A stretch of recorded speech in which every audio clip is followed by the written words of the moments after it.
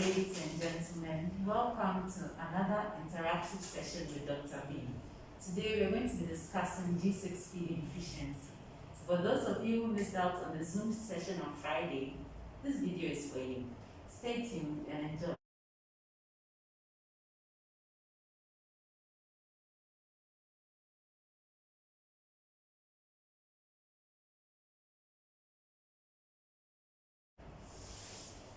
Hello, Dr. B. Thank you for joining us today in this interactive session. Thank you for having me.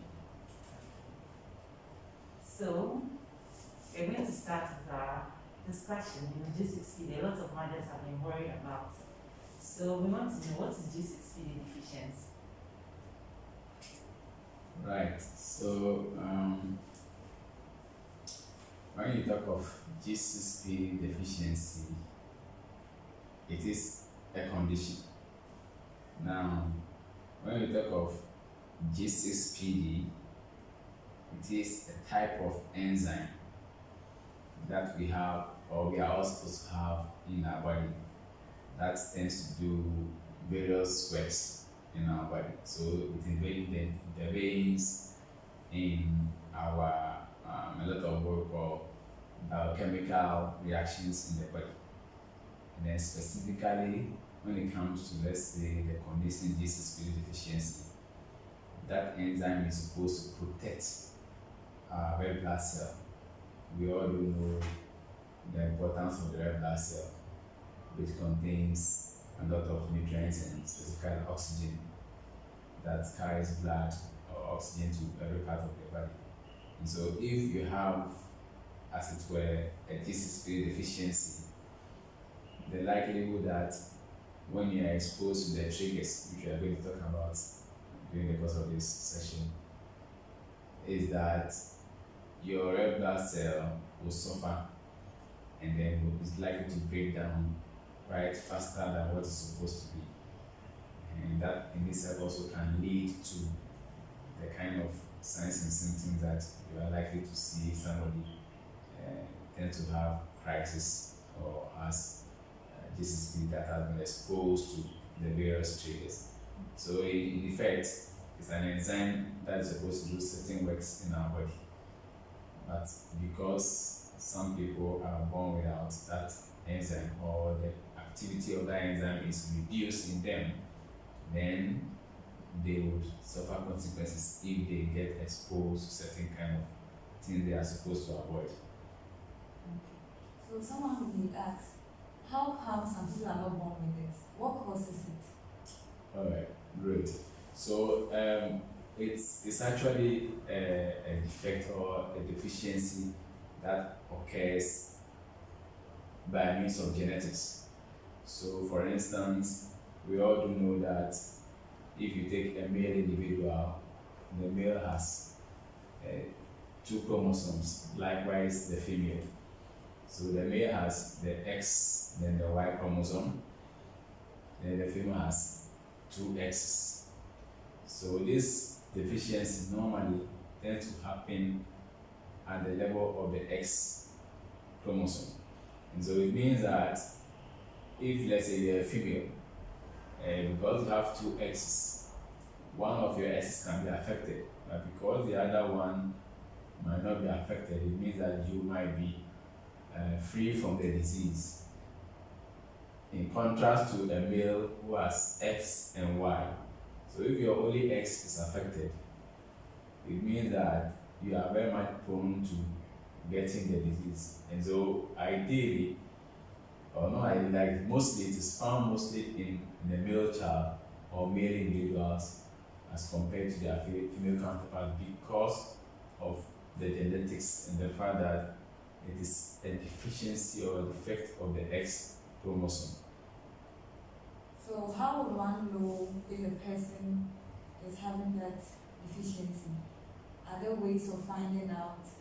Right, so that would push us into what we call, let's say, somebody coming to you with some signs and symptoms, and then you suspecting and investigating. But thankfully now, especially in the pediatric world, when you want to do what we call the newborn screening, okay, which is an investigation that is supposed to be done for every child that is born within the first, worst case scenario, 14 days of life. By daily, within 72 hours, you can investigate and know the G6PD status of the baby or the newborn. And so then once you get to identify that this baby is or has G6PD deficiency, then you want to take the necessary steps to do everything to avoid the child getting to a state where there could be, manifestation of the disease itself, i.e., the signs and symptoms and all that, which I think going forward we will discuss it. Okay, so what are some of the signs and symptoms of G6PD? Well, so as I indicated, when you have G6PD in itself, unless you get exposed to triggers, when I talk about triggers, it means that there are some type of foods, some type of medications, or even some infections that can lead to you having to lose your red blood cell at a faster rate than what it's normally supposed to be. Or you can put it the way, the lifespan of the red blood cells gets shortened. It starts breaking down. Now, mind you, I mentioned earlier that when your red blood cell is intact, it carries a lot of nutrients and then oxygen to various parts of the body. So if you enter into a situation, as a lot of you having this deficiency and being exposed to any of the triggers, i.e. some medications or infection or or drugs, then you start breaking down your red blood cell. So if you start breaking your red blood cell, obviously you're likely to become pale, what we call anemia. You can become anemic because you are not supposed to break your red blood cell just like that for no apparent reason. But if you are exposed to the triggers, then you start breaking your red blood cell, you become anemic. And after you become anemic, when your red blood cell breaks down, there is a composition or a part of red blood cell that has broken down, we call bilirubin. Ideally, this is supposed to be eliminated through the gut and in some instances through the urine. But physiologically, as you and I are sitting down, we are breaking our red blood cell, but at the pace that the body is supposed to cope with. But in the case of somebody who may have G6PD and maybe are exposed to any of the triggers, the rate at which you break your red blood cell is faster, to the point that the body can't cope. And so this bilirubin that I mentioned can't just eliminate as you would expect.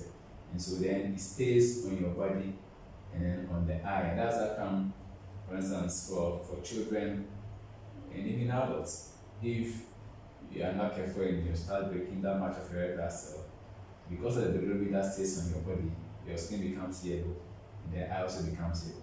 And that explains why you can become yellow or your skin becomes yellow, because of the rate at which it is. Then one other thing that they also tend to have, let's make the distinction. This is only when they are exposed to triggers. Because if you are not exposed to triggers, you don't expect to find some of these. They can also have, your heart will start beating fast. Why? Because, ideally the heart is supposed to pump a certain amount of blood to your body at a specific pace. So if for any reason your blood level drops down, it means that the heart will be required to do an extra work so that the body will still keep adjusting. Do you get it?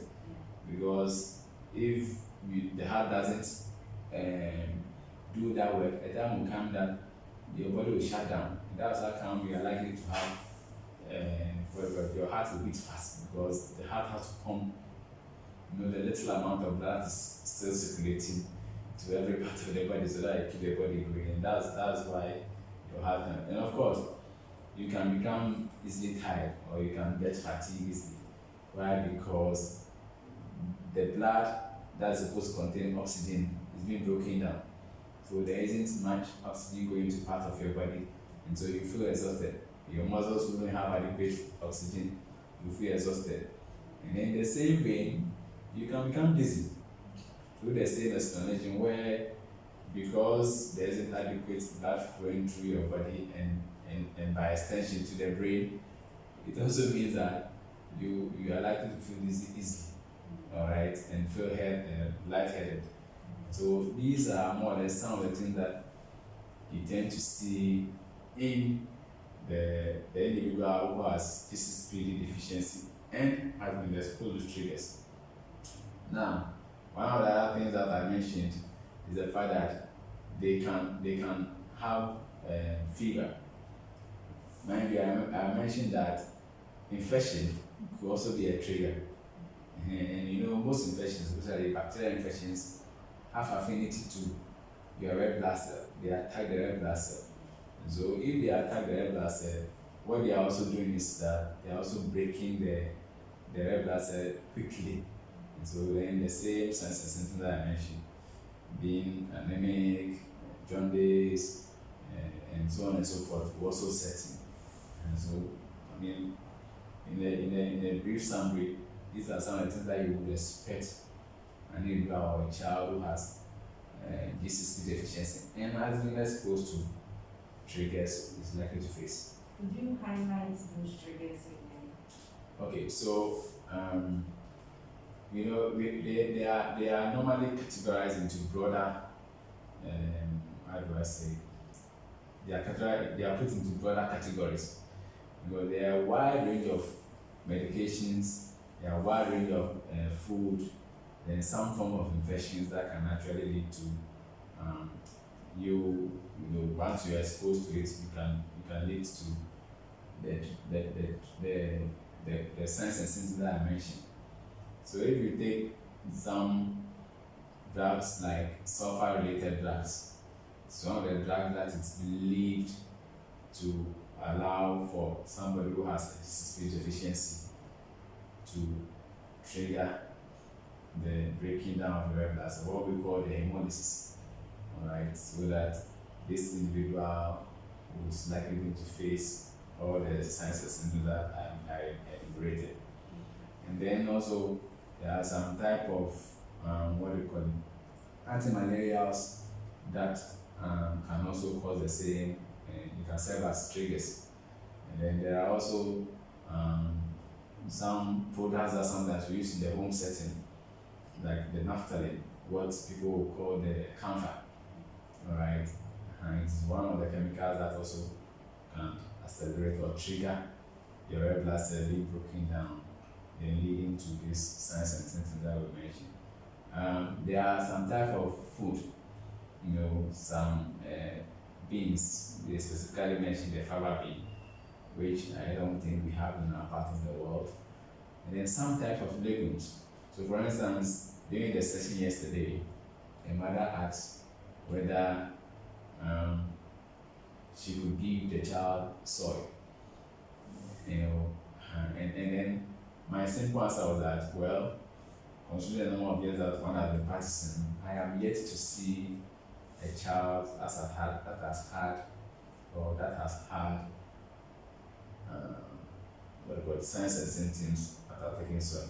So yes, there are some types of legumes that can trigger the condition, and there are others that may not. The one other aspect that I want to also add is the fact that we need to distinguish between the full defect and then the partial defect. So obviously, when you talk of full defect, it means that there might not be the existence of the enzyme working at all. But for the partial, there might be some activity. So which means that if there might be some activity, it means that there might be some level of protection of your red blood cell as against a full deficiency where there might not be the protection at all. And so sometimes this also comes to play as to whether you would have or suffer the signs and symptoms if you are exposed to the triggers that we mentioned. So how can you treat G6PD deficiency? Okay, so it's not necessarily about how can you treat. Obviously, once you are exposed to the triggers, and then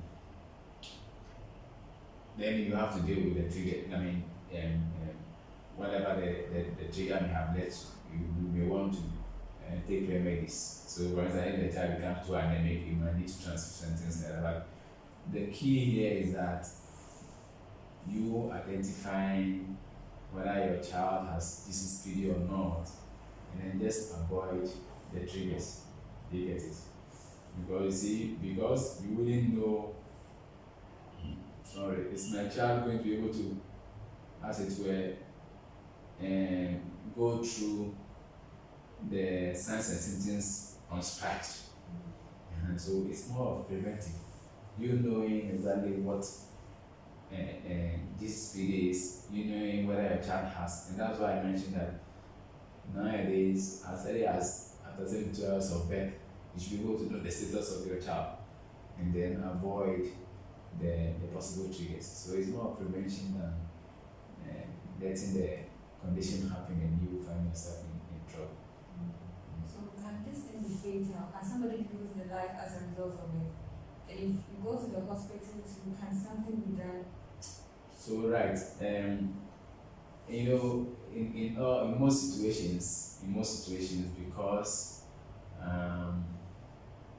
it is found out early, it's not likely to cause any fatality. But yes, when you take a look at the newborn or the neonatal period, okay, that is where sometimes we have a bit of a challenge.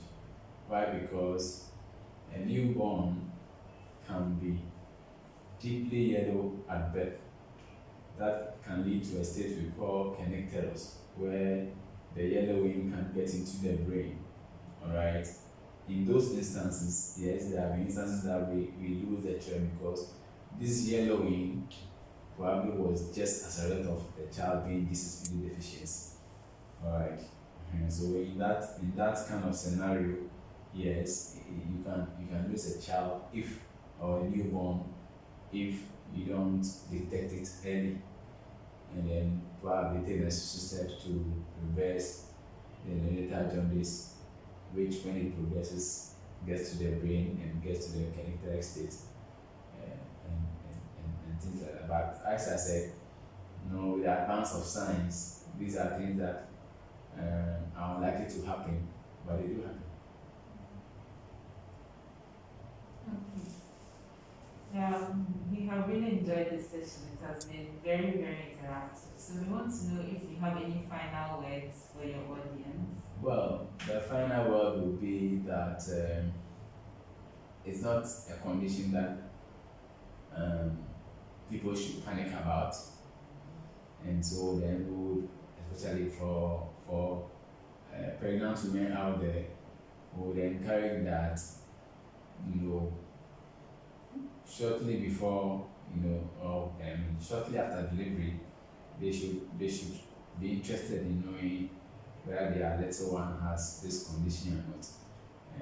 Unfortunately, there are adults who are working out there who may have the condition but are not aware.